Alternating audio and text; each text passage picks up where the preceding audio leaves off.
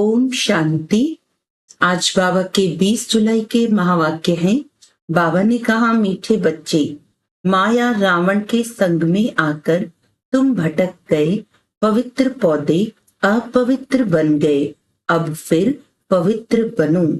प्रश्न है, हर एक बच्चे को अपने ऊपर कौन सा वंडर लगता है? बाप को बच्चों पर कौन सा वंडर लगता है? उत्तर है, बच्चों को वंडर लगता कि हम क्या थे, किसके बच्चे थे।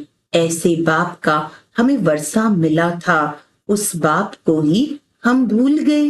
रावण आया, इतनी फागी आ गई, जो रचयिता और रचना सब भूल गया। बाप को बच्चों पर वंडर लगता, जिन बच्चों को मैंने इतना ऊंच बनाया, राज्य भाग्य दिया, वही बच्चे मेरी गिलानी करने लगे। रावण के संग में आकर सब कुछ गंवा दिया। ओम शांति। क्या सोच रहे हो? नंबरवार पुरुषार्थ अनुसार हर एक की जीव आत्मा अब अपने ऊपर वंडर खा रही है कि हम क्या थे, किसके बच्चे थे, और बरोबर बाप से वर्षा मिला था, फिर कैसे हम भूल गए। हम सतो प्रधान दुनिया में सारे विश्व के मालिक थे, बहुत सुखी थे। फिर हम सीढ़ी उतरे, रावण आया, गोया इतनी फागी आ गई, जो रचता और रचना को हम भूल गए। फागी में मनुष्य रास्ता आदि भूल जाते हैं ना, तो हम भी भूल गए हमारा घर कहाँ है, कहाँ के रहने वाले थे। अब बाबा देख रहे हैं हमारे बच्चे, जिन्हें हम आज से 5000 वर्ष पहले राज्य भाग्य देकर गए, बड़े आनंद मौज में थे। ये भूमि फिर क्या हो गई? कैसे रावण के राज्य में आ गई? पराए राज्य में तो जरूर दुख ही मिलेगा। कितने तुम भटके, अंधश्रद्धा में बाप को ढूंढते रहे, परंतु मिले कहाँ। जिसको पत्थर ठिक्कर में डाल दिया तो मिलेगा फिर कैसे? आधा कल्प तुम भटक भटक कर जैसे फां हो गए। अपने ही अज्ञान के कारण रावण राज्य में तुमने कितना दुख उठाया है। भारत भक्ति मार्ग में कितना गरीब बन गया है। बाप बच्चों की तरफ देखते हैं तो ख्याल होता है, भक्ति मार्ग में कितना भटके हैं। आधा कल्प भक्ति की है, इसलिए भगवान से मिलने लिए भक्ति के बाद ही भगवान फल देते हैं। क्या देते हैं वह तो कोई जानते नहीं, बिल्कुल बुद्धू बन गए हैं। ये सब बातें बुद्धि में आनी चाहिए। हम क्या थे, फिर कैसे राज्य भाग्य करते थे, फिर कैसे सीढ़ी नीचे उतरे, उतरते उतरते रावण की जंजीरों में बंधते गए। अपरम अपार दुख थे। पहले पहले तुम अपरम अपार सुख में थे, तो दिल में आना चाहिए अपने राज्य में कितना सुख था, फिर पराए राज्य में कितना दुख उठाया। जैसे वो लोग समझते हैं अंग्रेजों के राज्य में हमने दुख उठाया है। अब तुम बैठे हो, अंदर में ये ख्याल आना चाहिए, हम कौन थे, किसके बच्चे थे। बाप ने हमको सारे विश्व का राज्य दिया, फिर कैसे हम रावण राज्य में जकड़ गए। कितने दुख देखे, कितने गंदे कर्म किए। सृष्टि दिन प्रतिदिन गिरती ही गई है। मनुष्यों के संस्कार दिन प्रतिदिन क्रिमिनल होते गए हैं, तो बच्चों को स्मृति में आना चाहिए। बाप देखते हैं ये पवित्र पौधे थे, जिसको राज्य भाग्य दिया, वह फिर मेरे ऑक्यूपेशन को ही भूल गए। अब फिर तुम तमो प्रधान से सतो प्रधान बनना चाहते हो, तो मुझ बाप को याद करो और सब पाप कट जाए। परंतु याद भी नहीं कर सकते। घड़ी घड़ी कहते हैं बाबा हम भूल जाते हैं, अरे तुम याद नहीं करेंगे तो पाप कैसे कटेंगे। एक तो तुम विकारों में गिर पतित बने और दूसरा फिर बाप को गाली देने लगे। माया के संग में तुम इतना गिर पड़े, जो जिसने तुमको आसमान में चढ़ाया उनको ठिक्कर भित्तर में ले गए। माया के संग में तुमने ऐसा काम किया है। बुद्धि में आना चाहिए ना, एकदम पत्थर बुद्धि तो नहीं बनना चाहिए। बाप रोज रोज कहते हैं, मैं फर्स्ट क्लास पॉइंट तुमको सुनाता हूँ। जैसे बॉम्बे में संगठन हुआ तो उसमें बतला सकते हैं कि बाप कहते हैं, हे भारतवासियों, तुमको हमने राज्य भाग्य दिया, तुम देवताएं हेवन में थे, फिर तुम रावण राज्य में कैसे आए, ये भी ड्रामा में पार्ट है। तुम रचता और रचना के आदि मध्य अंत को समझो, तब ऊंच पद पा सको।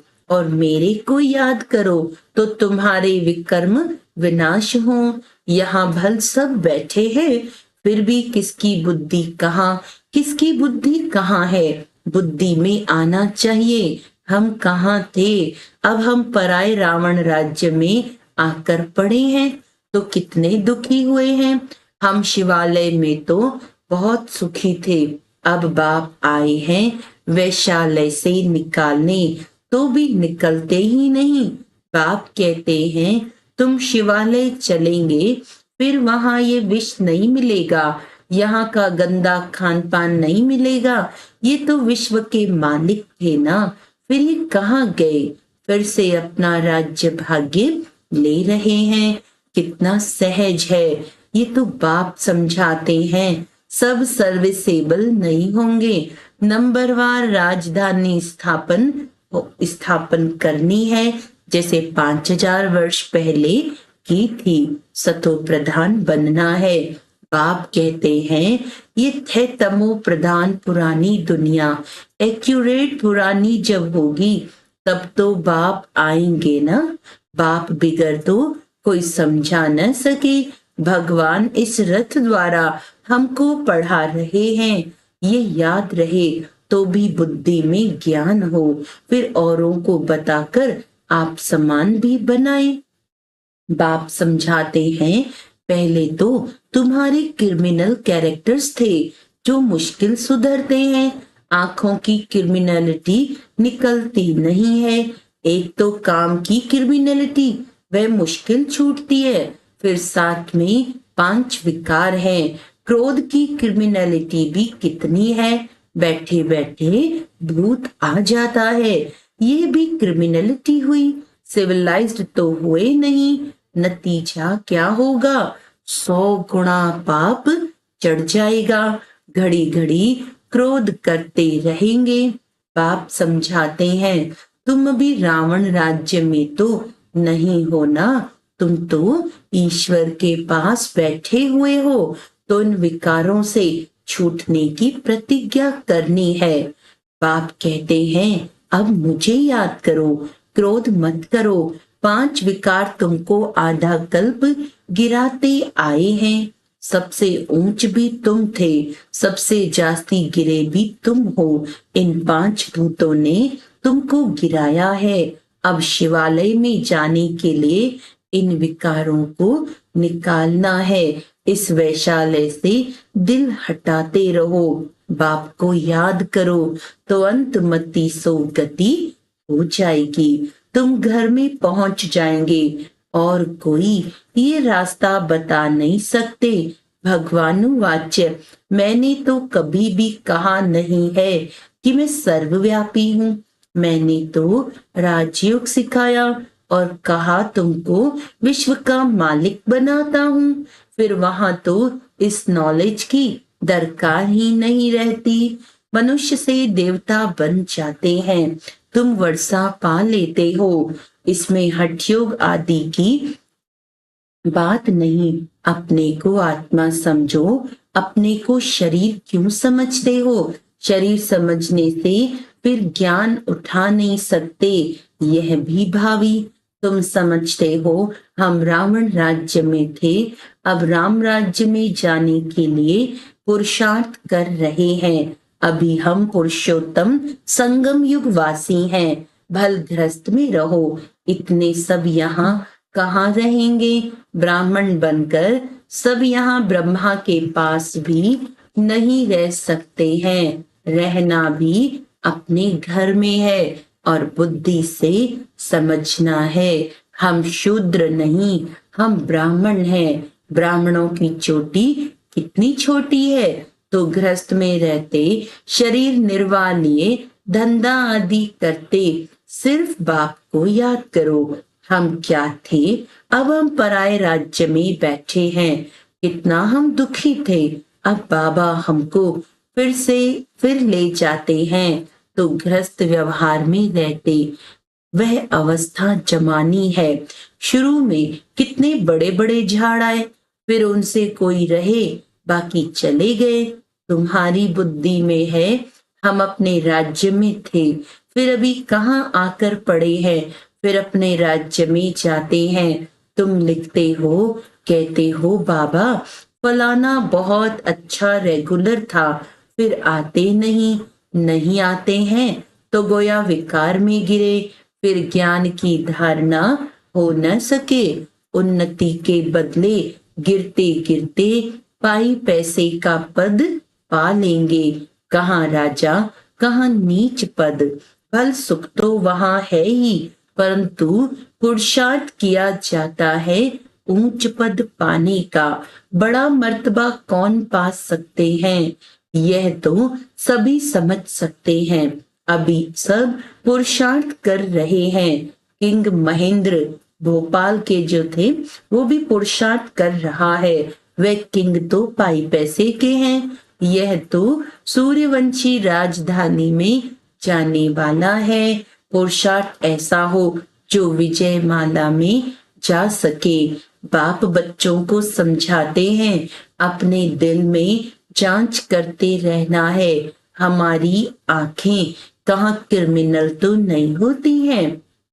अगर सिविलाइज हो जाए तो बाकी क्या चाहिए। भले विकार में नहीं जाएंगे, परंतु कुछ न कुछ आंखें धोखा देती रहती हैं। नंबर 1 है काम। क्रिमिनल आई बड़ी खराब है, इसीलिए नाम ही है क्रिमिनल आइज्ड। सिविलाइज्ड बेहद का बाप बच्चों को जानते तो है ना, ये क्या कर्म करते हैं, कितनी सर्विस करते हैं। फलाने की क्रिमिनल आई अभी तक गई नहीं है। अभी तक ऐसे गुप्त समाचार आते हैं, आगे चल और भी एक्यूरेट लिखेंगे, खुद भी फेल करेंगे। हम तो इतना समय झूठ बोलते गिरते आए हैं। ज्ञान पूरा बुद्धि में बैठा नहीं था। यही कारण था जो हमारी अवस्था नहीं बनी। बाप से हम छिपाते थे, ऐसे बहुत छिपाते हैं। सर्जन से 5 विकारों की बीमारी छिपानी नहीं है, सच बताना चाहिए। हमारी बुद्धि इस तरफ जाती है, शिव बाबा तरफ नहीं जाती। बताते नहीं है तो वह वृद्धि को पाती रहती है। अब बाप समझाते हैं, बच्चे देही अभिमानी बनो, अपने को आत्मा समझो। आत्मा भाई भाई है। तुम कितने सुखी थे जब पूज्य थे, अब तुम पुजारी दुखी बन पड़े हो। तुमको क्या हो गया? सब कहते हैं ये गृहस्थ आश्रम तो परंपरा से चला आया है। क्या राम सीता को बच्चे नहीं थे? सब कहते हैं ये गृहस्थ आश्रम तो परंपरा से चला आया है। क्या राम सीता को बच्चे नहीं थे? लेकिन वहां विकार से बच्चे नहीं होते। अरे वह तो है ही संपूर्ण निर्विकारी दुनिया। वहां भ्रष्टाचार से पैदाइश नहीं होती, विकार नहीं था। वहां यह रावण राज्य होता ही नहीं, वह तो राम राज्य है। वहां रावण कहाँ से आया? मनुष्यों की बुद्धि बिल्कुल चट खाते में है। किसने की? मैंने तुमको सतो प्रधान बनाया था, तुम्हारा बेड़ा पार किया था, फिर तुमको तमो प्रधान किसने बनाया? रावण ने। ये भी तुम भूल गए हो? कहते ये तो परंपरा से चला आता है। अरे परंपरा कब से? कोई हिसाब तो बताओ।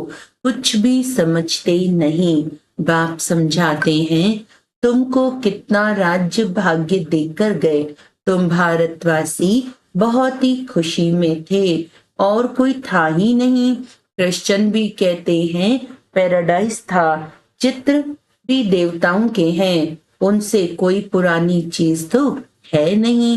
पुराने ते पुराने ये लक्ष्मी नारायण होंगे या इन्हों की कोई वस्तु होगी। सबसे पुराने ते पुराना है श्री कृष्ण।